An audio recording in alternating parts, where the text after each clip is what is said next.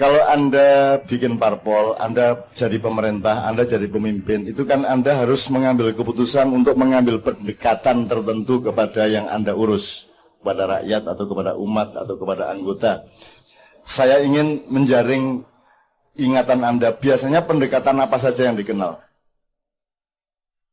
Ada pendekatan kekuasaan misalnya. Apalagi? Pendekatan finansial, pendekatan uang. Pokoknya kamu tak iming-imingi duit sehingga kamu mau sama saya gitu ya. Itu pendekatan apa namanya? Pendekatan ekonomi lah ya. Oke, ada pendekatan kekuasaan, ada pendekatan ekonomi, ada pendekatan apa lagi? Sosiologi, berarti apa? Hubungan antar manusia lebih direkatkan. Oke. Kalau disebut kultural gimana itu? Sama iya, enggak? Kultural. Jadi pendekatan kultural mementingkan perhubungan budaya di antara manusia-manusia. Ada pendekatan kesamaan kultural. visi dan misi. Pendekatan intelektual berarti. Kalau kesamaan visi misi, pendekatan akal pikiran atau intelektual. Apalagi Mas? Yang Anda kenal selama ini, yang Anda dengar, yang Anda ketahui, yang Anda teliti. Ada pendekatan spiritual, kata Pak Hartono. Gimana itu Pak? Pendekatan spiritual dia Pak? Pendekatan spiritual kalau menurut saya pribadi, ya bagaimana sesama manusia kita itu saling menyadarkan, saling mengintrospeksi diri untuk sama-sama lebih mendekat kepada yang Sang Pencipta. Oke, berarti satu pendekatan yang selalu mengkaitkan baik yang mendekati maupun yang didekati dengan adanya Tuhan. Kira-kira gitu Pak ya. Itu pendekatan spiritual. Sangat banyak pendekatan-pendekatan dan variabel-variabelnya. Saya ingin tanya sama Anda. Sepanjang Anda mengenal Islam, Anda mengenal Quran dan sejarah Islam maupun perilaku Rasulullah atau yang disebut sirah Rasul, itu Allah itu defaultnya pakai pendekatan apa? Kepada manusia. Pakai pendekatan apa?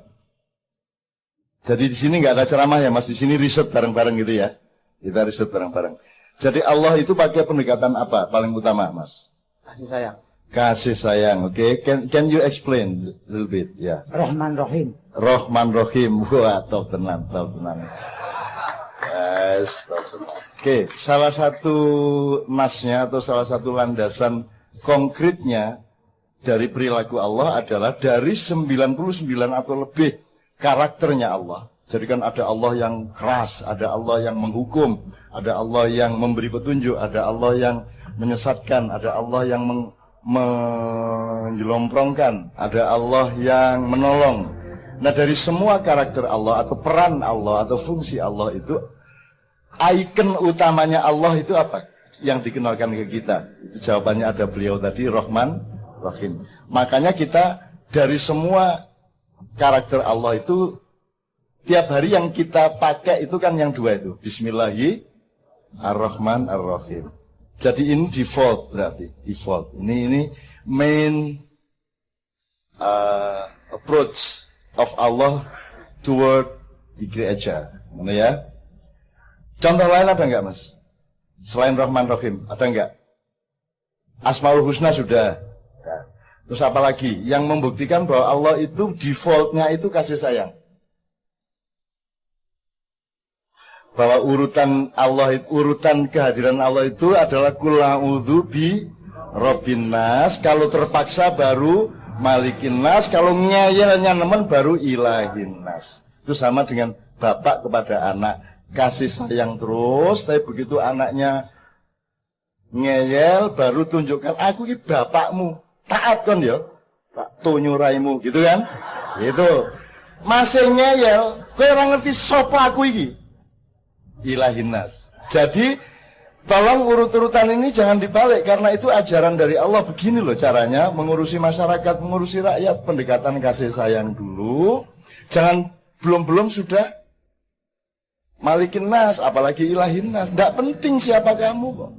Siapa aku tidak penting. Yang penting resonansiku ke Anda itu kasih sayang apa bukan, kan itu. Sayangnya enggak penting. Oke, jadi itu bukti yang kedua adalah surat An-Nas, Qul a'udzu birabbin nas, malikin nas, ilahin nas, dan seterusnya. Ini bisa dianalisis sangat panjang. Dan berarti semua tatanan dalam kehidupan manusia, apa tatanan politik, tatanan sosial, etika, budi pekerti, semua harus kalau bisa berdasarkan urut-urutan ini. Jadi misalnya jangan sebut dirimu pemerintah.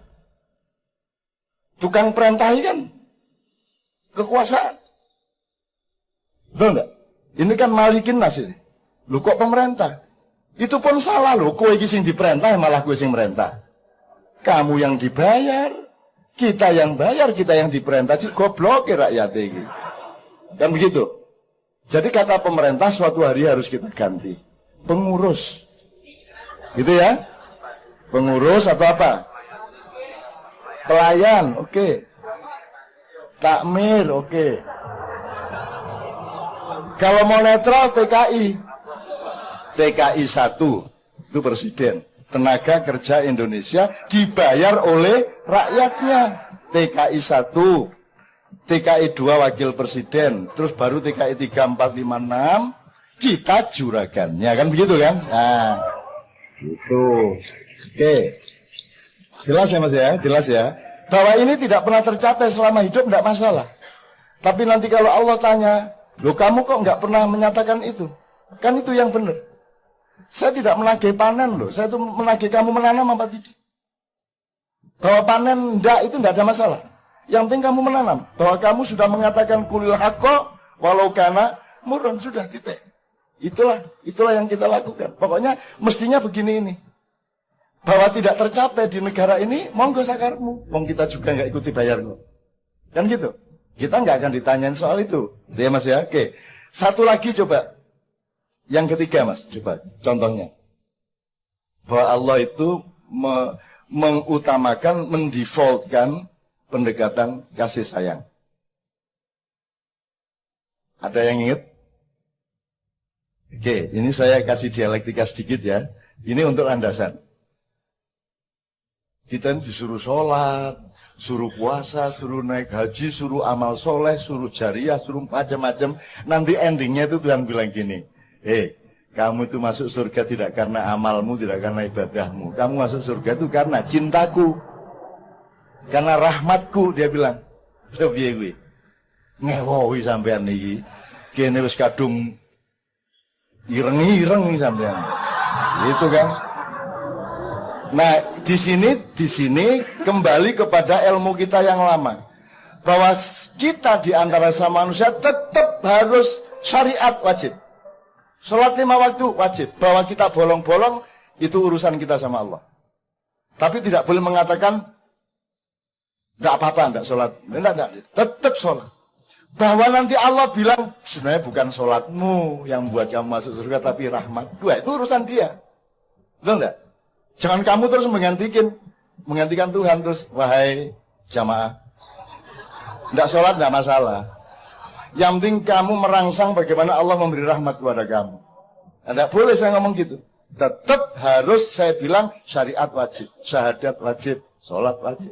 Bahwa nanti Tuhan membatalkan itu, terserah wong dia Tuhannya kok. Betul enggak? Betul enggak? Memang begitu. Memang begitu. Kan saya pernah ngomong tentang sopir. Ya, bagi yang belum pernah dengar, sopir nyupirin bosnya di perempatan jalan di suatu tempat di Jakarta, dicuri spionnya. Apa yang dilakukan sopir? Marah kepada pencurinya, dia keluar dari mobil, dia kejar. Gitu kan? Kan gitu kan tanggung jawab seorang sopir. Bosnya bisa punya kemurahan hati. Dia terus bilang, enggak usah dikejar, enggak apa-apa, dia butuh makan, kita masih bisa beli spion lagi. Itu kata bosnya. Terus, kemudian beli spion lagi, 3 hari kemudian dijambret lagi. Apa yang dilakukan sopir? Keluar, marah, kurang ajar, gak oleh. Kan gitu kan? Tetap gitu, jangan terus sopirnya gara-gara jurisprudensi. gara-gara kasus yang kemarin si bos memaafkan terus dia noleh, biarin ya dicuri nggak apa ya bos ya. Kan dia butuh makan dia. Kan kita kan masih bisa beli lagi. Boleh nggak supirnya ngomong gitu? Nah, itulah posisi manusia di dunia, itulah posisi ulama di dunia. Tetap harus mengatakan seperti itu, bahwa bosnya nanti bilang enggak apa-apa, itu urusan bos dan itu haknya bos. Jangan ustadznya ikut memberi kemurahan. Bahwa nanti Allah memberi pahala berlipat-lipat, itu urusan Allah. Jangan saya minta duit Anda dengan alasan kamu nanti insya Allah dibalas berlipat-lipat oleh Allah. Jelas ya? Itu Allah punya hak, bukan kita. Kita utang-utang, kan gitu. Tuh, itu contohnya. Jadi begitu juga syariat. Lihat teman sekalian ya, oke. Jadi contoh yang ketiga, pertama tadi apa? Rahman Rahim. Yang kedua, Anas. Yang ketiga, ternyata setelah kita naik haji segala macam, ternyata nanti endingnya Allah mengatakan, kamu masuk surga karena rahmatku, bukan karena amal ibadahmu. Dan itu harus dijaga, jangan terus ternyata enggak perlu kok ibadah. Oh Allah itu nanti yang penting Allah dengan rahmatnya masukkan kita surga. Gitu. Jangan ngomong gitu, itu hanya Allah yang boleh ngomong gitu. Yang boleh ngomong cuma si bos, enggak apa-apa biar dicuri kan gitu. Supirnya jangan ikut ngomong gitu. Jelas ya? Ini posisi ini yang sering enggak dijaga oleh manusia, oleh para stakeholder dari kebudayaan, tata sosial dan pengelolaan politik tidak dijaga. Nah, bahkan ada yang lebih parah lagi, parah dalam tanda petik, parah tapi menyenangkan. Gini, ternyata nanti ada fakta bahwa yang rajin sholat itu tidak masuk surga, yang ogah-ogahan malah cepat masuk surga. Bisa nggak? Hah? Ya, itu rumusnya Allah, bukan rumus kita. Kita tetap pakai rumus syariat. Tapi nanti Allah tiba-tiba seperti itu, jane ora apa-apa ke Rasul, terus kan melbu-melbu gitu ya misalnya ya. Boleh nggak kira-kira begitu? Kita harus punya imajinasi bahwa Allah itu boleh apa saja, berhak apa saja. Misalnya mempercepat kiamat. Boleh tak? Surga aku. Tais menungsoi, tais. Gas. Kiamat deh. Tangi, trompetnya, boleh tak? Boleh, terserah Tuhan. Sama Tuhan itu pokoknya apa saja ngikut, tanpa reserve. Itu namanya la ilaha illallah. Tanpa reserve. Nggak usah mempertanyakan, kok Tuhan tidak adil? Lah sing ngarani Gusti Allah kudu adil sapa? Nggak adil lah menurut kamu, menurut Allah. Nanti dulu pokoknya ngikut aja, melok wis ta. Melok sejak angel-angel. Makanya ayatnya apa pahami? Kul in kuntum tuhibbunallah, ya. Terus fattabi'uni yuhibbukumullah wa yaghfir lakum dzunubakum wallahu ghafurur rahim. Jadi seluruh peristiwa hidup ini ternyata urusan cinta. Bahwa di tengah cinta itu ada syariat. Itu sebagaimana suami istri itu disuruh ndak disuruh ya pagi-pagi tetap dia yang bikinin kopi. Gak ono bojo, Bu, kopi Bu. Terus sing wedok, gak duwe tangan ta?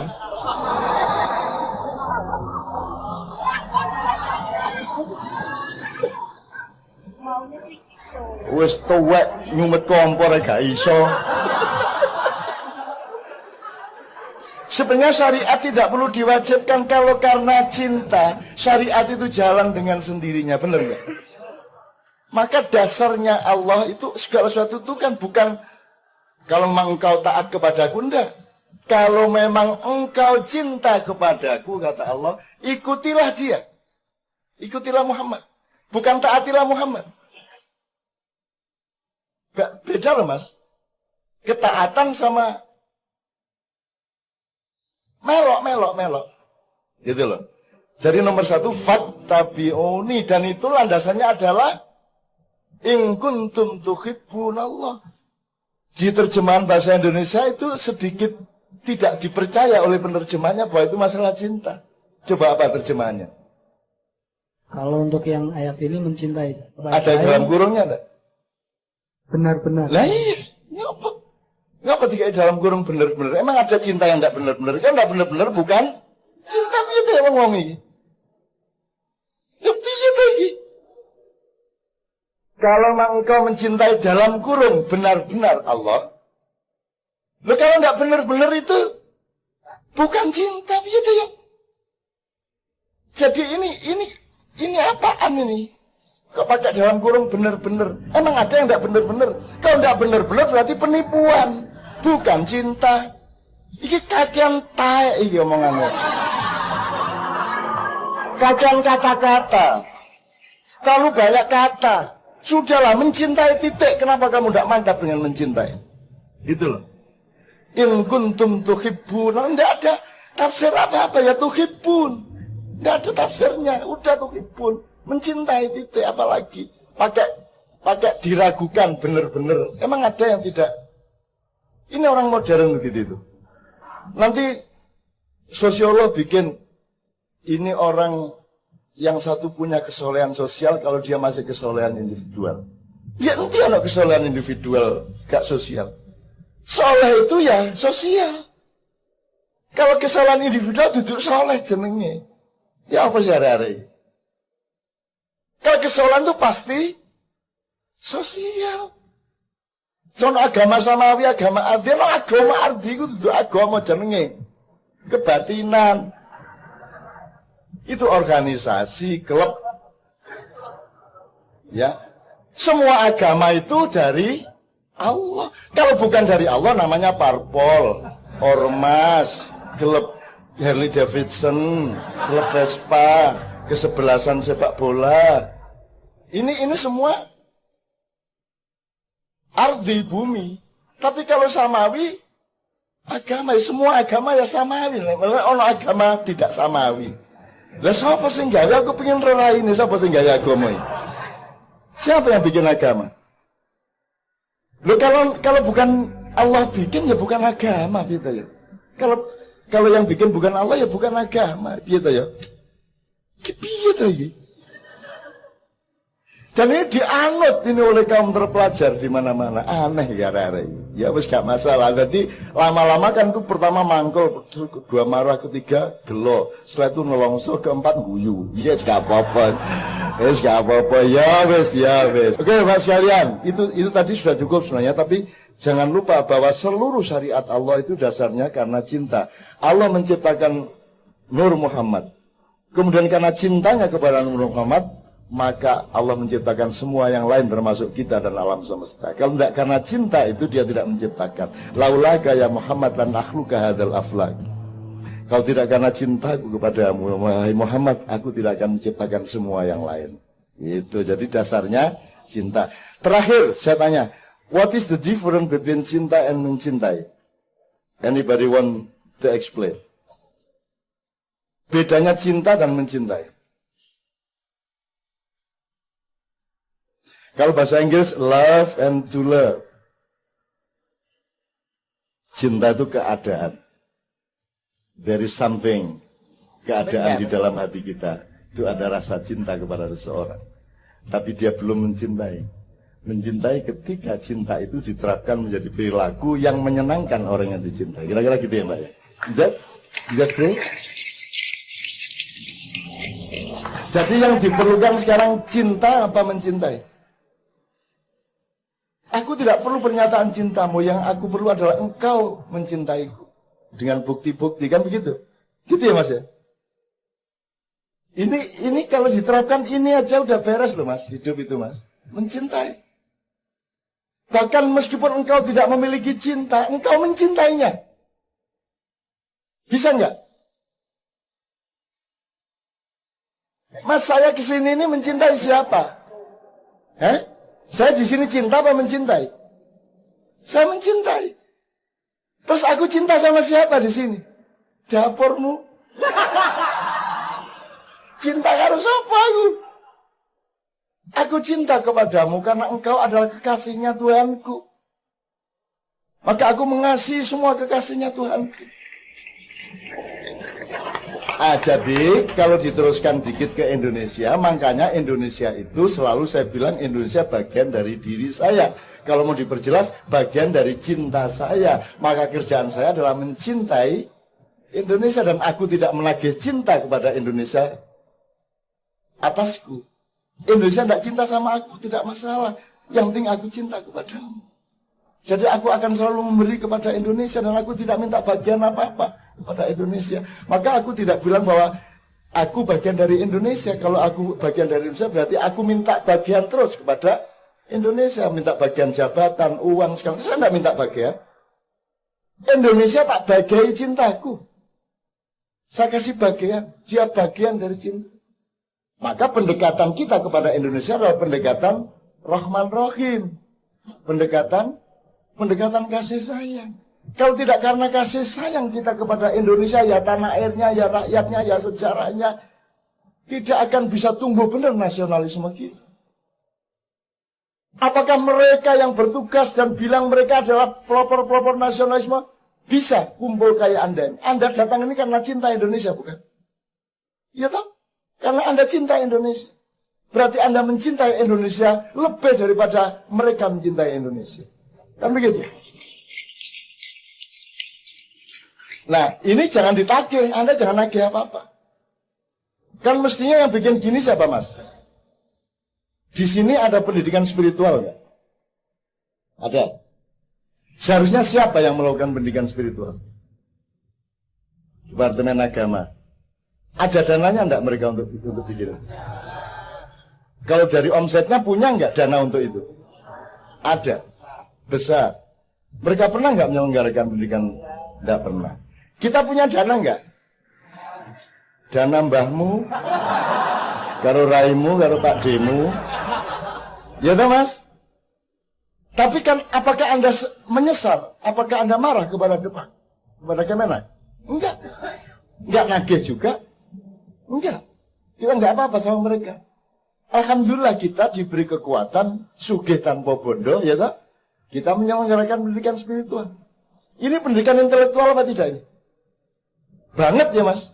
Cara berpikir, wawasan, segala macam. Siapa yang berkewajiban? Dignas. Betul enggak? Pernahkah Dignas mikir aja bikin begini? Dananya ada enggak? Sangat banyak. Tapi apakah kita marah kepada mereka? Tidak. Tidak apa-apa. Kita tidak nagih siapa-siapa.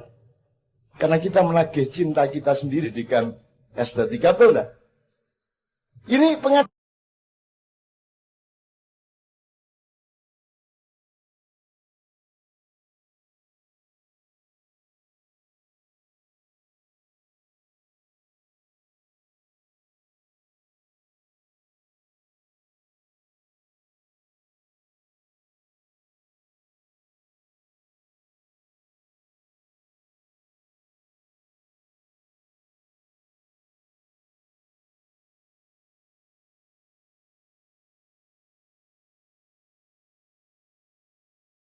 Kemarin sama teman-teman ditanya, ini Cak Nun ini tiap hari ketemu ribuan orang.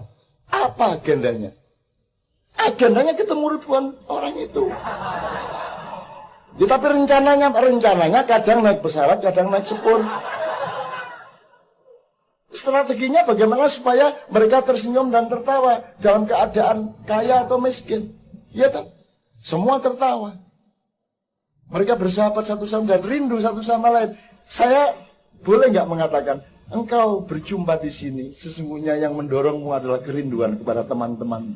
Betul nggak? Bener nggak? Nanti kalau sudah selesai, Anda pulang tuh eman hatimu, karena engkau masih rindu kepada sahabat-sahabatmu. Meskipun engkau tidak mengerti siapa nama mereka, tapi engkau sudah menjadi satu di sini di dalam kerinduan. Apa yang lebih indah dari kerinduan? Betul nggak? Selama ini rindu itu kan cuma sama pacar, ya tak? Sama istri, sama suami. Ini kan rindu satu sama lain. Anda pikir saya itu kuat ndak kesini? Aku yo kangen karo awakmu rek. Kangen lagi. Kan kerinduan yang nomor satu dalam kehidupan ini. Allah selalu memakai kalimat begini. Mereka yang tidak merindukan untuk ketemu denganku kan ada itu di Quran. Hidup itu kan kerinduan untuk bertemu dengan asal usul kita. Maka innalillahi wa inna ilaihi. Udah jelas ya rumusnya ya.